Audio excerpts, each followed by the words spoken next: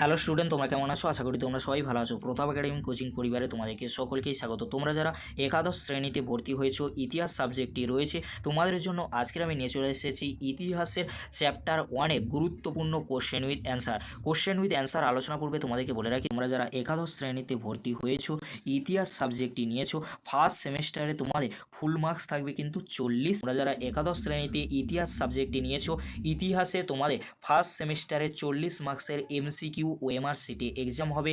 এখানে শুধু এমসিকিউ থাকবে, এমসিকিউর উত্তর তোমাদেরকে করতে হবে। 40 মার্কস তোমাদের ফার্স্ট সেমেস্টারে ইতিহাস সাবজেক্টের জন্য থাকবে। ইতিহাসে ফার্স্ট সেমেস্টারে যে ইউনিটটি রয়েছে, প্রথম ইউনিটে, সেটি হলো লার্নিং হিস্ট্রি বা ইতিহাস চেতনা। এখান থেকে যে কোশ্চেনগুলি গুরুত্বপূর্ণ রয়েছে, এটি কিন্তু আমার পার্ট 1-এর ভিডিও। পরবর্তী পার্টের ভিডিওগুলি আসবে, তাই তোমাদেরকে বলবো চ্যানেলটি অতি অবশ্যই তোমরা সাবস্ক্রাইব করে রাখো। তোমাদেরকে বলে রাখি, ইউনিট 1-এ যে টপিকগুলি তোমাদেরকে পড়তে হবে, প্রায় ইতিহাস, প্রাথমিক উৎস ও তাদের প্রকৃতি গঠিত লিপিবদ্ধ ইতিহাস তথ্য ও ব্যাখ্যা।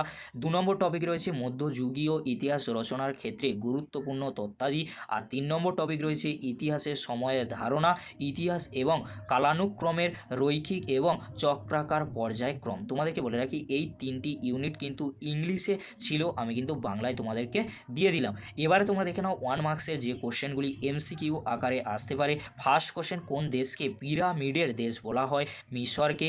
মেসোপটেমিয়ার বর্তমান নাম কি? ইরাক।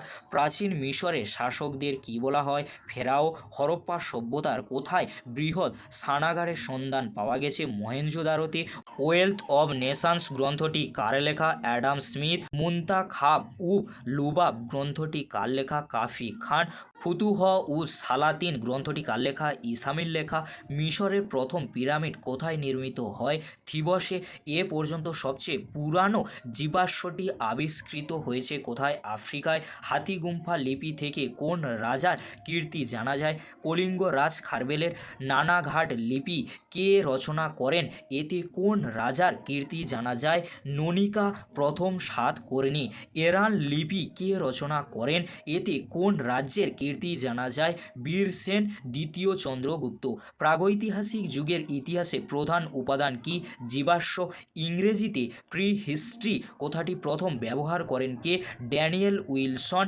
ইতিহাস হলো ঐতিহাসিক ও ঘটনার মধ্যে ভাব বিনিময়ের এক ধারাবাহিক পদ্ধতি। উক্তিটি কার?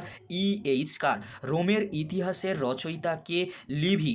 কল্পসূত্র ভদ্রবাহু রচিত মেঘদূত এর রচয়িতা ছিলেন কালিদাস। গিলগামেশ কাদের মহাকাব্য? সুমেরীয়দের। গিলগামেশ ছিল মহাকাব্য। জুনাগড় ও ভিটারি লিপিতে কোন রাজার কীর্তি বর্ণিত আছে? রুদ্রদামন আর স্কন্দগুপ্ত। নাসিক প্রশস্তি কে রচনা করেন? এতে কোন রাজার কীর্তি বর্ণিত আছে? গৌতমী বল্লশ্রী আর গৌতমী পুত্র সাতকর্ণী। কে সর্বপ্রথম হাইরোগ্লিফিক লিপি পাঠোদ্ধার করেন? অ্যান্সার হবে শাহ পলিয়ে। পৃথিবীর প্রথম লিখিত আইন সংহিতা কোনটি? হামুরাবি আইন সংহিতা। পৃথিবীর বৃহত্তম মহাকাব্য কোনটি? মহাভারত। ইন্ডিকা এবং রাসমালা গ্রন্থটির রচয়িতা কে? Indica Megasthenes, Rasmala Someshwar. রিয়াজ উস সালাতিন গ্রন্থের রচয়িতা কে? গুলাম হুসেন। আমাদেরকে বলে রাখি, রঘুবংশম কালিদাসের, হর্ষচরিত বাণ ভট্টের। অষ্টাধ্যায়ী গ্রন্থের রচয়িতা কে? পাণিনি।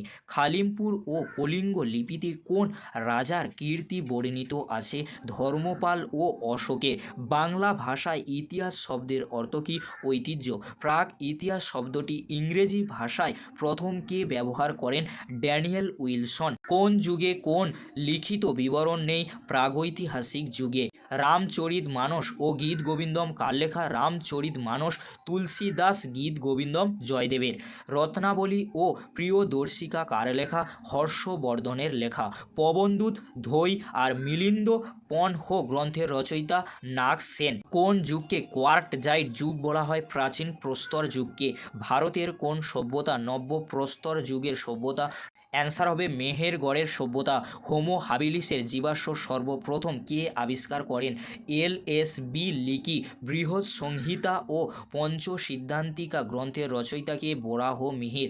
অমরকোষ অমর সিংহ পঞ্চতন্ত্র গ্রন্থের রচয়িতা বিষ্ণু শর্মা। মেহেরগড় সভ্যতা কবে আবিষ্কৃত হয়? 1974 সালে। কে মহেঞ্জোদারো প্রত্নক্ষেত্রটি আবিষ্কার করেন? রাখাল দাস বন্দ্যোপাধ্যায়। ভারতে পাঠোদ্ধার হওয়া প্রাচীনতম তাম্রলিপির নাম কি? সহগড় তাম্রলিপি। অ্যান্সার হবে সহগড় তাম্রলিপি। ফা হিয়েন কার সময় আসে? তার রচিত গ্রন্থের নাম কি? ফা হিয়েন আসেন দ্বিতীয় চন্দ্রগুপ্তের সময়কালে। আর ফু কুয়ো কি তার রচিত গ্রন্থের নাম ছিল?